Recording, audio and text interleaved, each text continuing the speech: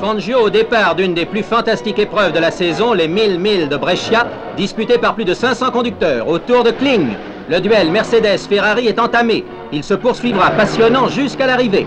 Dès le début de la compétition, les records sont battus. Un passage de Mos 722 qui est en tête à Rome. Le col du Mont Futa est là pour contrecarrer l'effort des champions. Fangio talonne le leader. Pour Kling, l'accident est inévitable.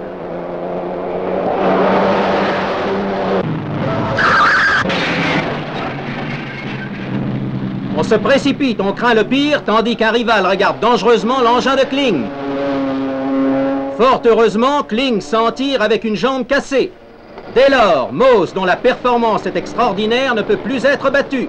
Un autre accidenté, Hermann. Mos, vainqueur, a pulvérisé les records à plus de 155 de moyenne. DB et Renault sont victorieux dans leur catégorie.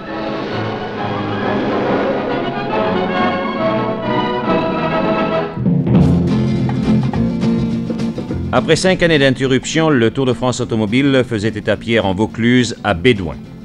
Les concurrents de la première étape, Nice-Nancy, 1425 km, à l'image du Marseillais Jean-Claude Gamet, attendaient dans le parc fermé le signal du starter pour effectuer l'ascension du Mont Ventoux.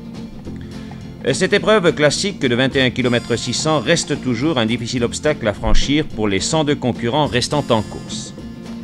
Parmi les pilotes, nous avons pu suivre au passage la BMC de Paddy Hopkirk, vainqueur de la Coupe des Alpes en 1967, et l'un des favoris de ce Tour de France, Jean-François Piot, sur Ford Prototype.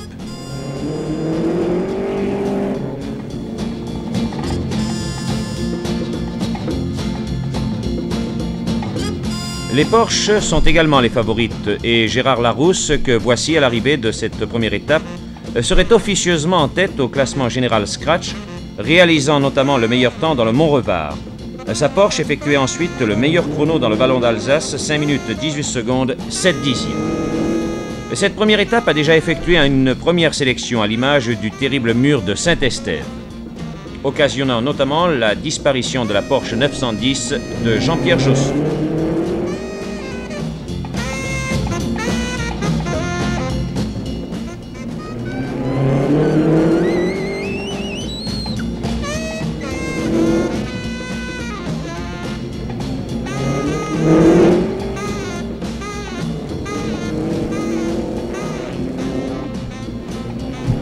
Au cours de cette première épreuve, alors que Jean-Louis Baraillet procède à un changement de roue consécutif à un éclatement de son pneu, ce premier tronçon emmenait les pilotes de Nice à Nancy par la côte de l'Orme, le Ventoux, le col Bayard, Champs-Rousses, le Revard et le Vallon d'Alsace.